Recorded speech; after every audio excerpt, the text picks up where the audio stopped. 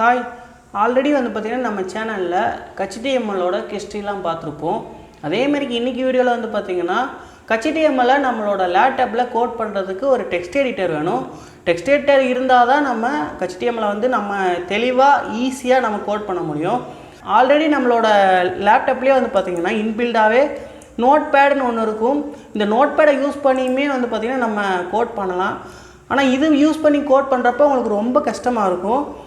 அதே மாதிரிக்கு நம்ம இப்போ நான் சொல்கிற டெக்ஸ்ட் எடிட்டர் யூஸ் பண்ணி நீங்கள் கோட் பண்ணிங்கன்னா ரொம்ப ஈஸியாக இருக்கும். ஓகேங்களா, நீங்கள் என்ன ப்ரோக்ராம் லாங்குவேஜ் யூஸ் பண்ணாலும் அந்த டெக்ஸ்ட் எடிட்டர் யூஸ் பண்ணி பண்ணிங்கன்னா ரொம்ப ஈஸியாக இருக்கும். ஓகேங்களா, ஸோ நம்ம அது எப்படி டவுன்லோட் பண்ணலான்னா நம்ம க்ரோம் ப்ரௌசர் போயிட்டு இதில் வந்து பார்த்திங்கன்னா VS கோடுன்னு டைப் பண்ணணும். ஆல்ரெடி சர்ச் பண்ணிக்க பார்த்தீங்களா, இதுதான். இதை கிளிக் பண்ணுறேன். இதுதான் வந்து பார்த்திங்கன்னா VS கோடு. பெரும்பாலும் எல்லா டெவலப்பருமே வந்து பார்த்திங்கன்னா இந்த VS கோடு தான் யூஸ் பண்ணுவாங்க. ஏன்னா இது வந்து ரொம்ப நல்லாயிருக்கும், யூஸ் பண்ணுறதுக்கும் நல்லாயிருக்கும், நீங்கள் கற்றுக்கிறதுக்கும் வந்து ரொம்ப நல்லாயிருக்கும். ஓகேங்களா, ஸோ இதில் வந்து பார்த்திங்கன்னா டவுன்லோட் பட்டன் இருக்கும். இதை கிளிக் பண்ணிக்கோங்க. கிளிக் பண்ணிங்கன்னா இந்த மாதிரிக்கு வரும். நீங்கள் விண்டோஸ் OS போட்டிருக்கீங்கன்னா இதை கிளிக் பண்ணிக்கோங்க. நீங்கள் உபுண்டு அந்த மாதிரிக்கு OSனால் நீங்கள் இதை கிளிக் பண்ணிக்கோங்க. அதே மாதிரி மேக் OSனால் நீங்கள் இதை கிளிக் பண்ணி டவுன்லோட் பண்ணிக்கோங்க. ஓகேங்களா, நான் ஆல்ரெடி வந்து பார்த்திங்கன்னா டவுன்லோட் பண்ணி வச்சுருக்கேன். இப்போ பாருங்கள், இதுதான் வந்து பார்த்திங்கன்னா நான் டவுன்லோட் பண்ணியிருக்கேன். இது நான் ஆல்ரெடி ரொம்ப நாளாக யூஸ் பண்ணியிருக்கேன். எனக்கு ரொம்ப பிடிச்ச டெக்ஸ்ட் எடிட்டர் இது. ஸோ நம்ம இப்போ இதை ஓப்பன் பண்ணிக்கலாம்.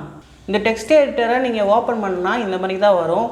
இதில் வந்து பார்த்திங்கன்னா நியூ ஃபைல்னு இருக்குல்ல, இதை கிளிக் பண்ணிக்கோங்க.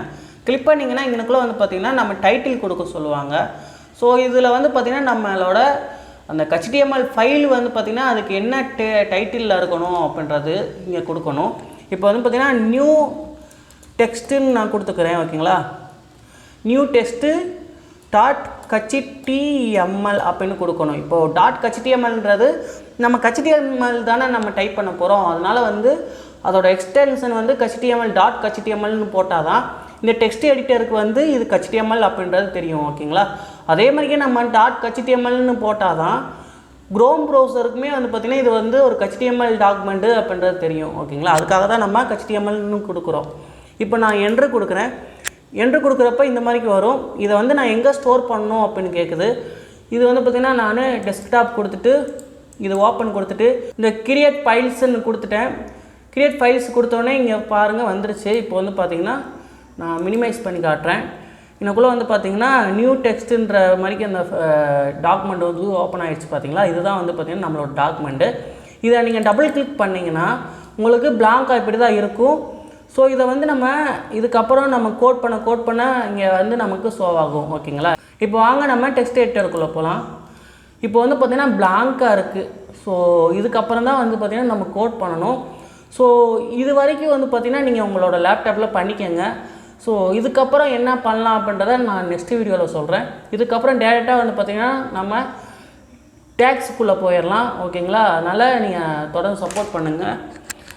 ஸோ இதுக்கப்புறம் வந்து நம்ம ஒவ்வொரு டேக்ஸாக பார்க்க ஆரம்பிச்சிடலாம். ஒரு நாளைக்கு 3 டேக்ஸ் 4 டேக்ஸ் மட்டும்தான் பார்க்க போகிறோம். ஏன்னா அப்படி பார்த்தா தான் உங்களுக்கும் புரியும், மனசில் நிற்கும். ஓகேங்களா, ஒரே நாளில் 10 20ன்னு நம்ம சொல்லிக்கிருந்தோம்னா அது வந்து உங்களுக்கு கன்ஃபியூஷனாக இருக்கும். ஸோ அதனால் வந்து ஒரு நாளைக்கு 2 3 அந்த மாதிரிக்கு தான் நான் இனிமேல் சொல்லிக் கொடுக்க போகிறேன். ஸோ அதனால் பாருங்கள், நம்ம சேனலை சப்ஸ்கிரைப் பண்ணி சப்போர்ட் பண்ணுங்கள். ஓகேங்களா, உங்களுக்கு தெளிவாக புரிகிற மாதிரிக்கே நான் நடத்த போகிறேன். நீங்கள் வெப் டெவலப்மெண்ட் கற்றுக்கணும்னு நினச்சிங்கன்னா நம்மளோட வீடியோவாக ஃபாலோ பண்ணிக்கோங்க. ஓகேங்களா, ரெகுலராக போடுற வீடியோஸாக நீங்கள் பார்த்தீங்கன்னாவே தெளிவாக வந்து கற்றுக்குருவீங்க. ஓகேங்களா, தொடர்ந்து சப்போர்ட் பண்ணுங்கள், உங்கள் ஃப்ரெண்ட்ஸ்க்கு ஷேர் பண்ணுங்கள். மறக்காமல் நம்ம சேனலை சப்ஸ்கிரைப் பண்ணி சப்போர்ட் பண்ணுங்கள். ஓகேங்களா, பாய்.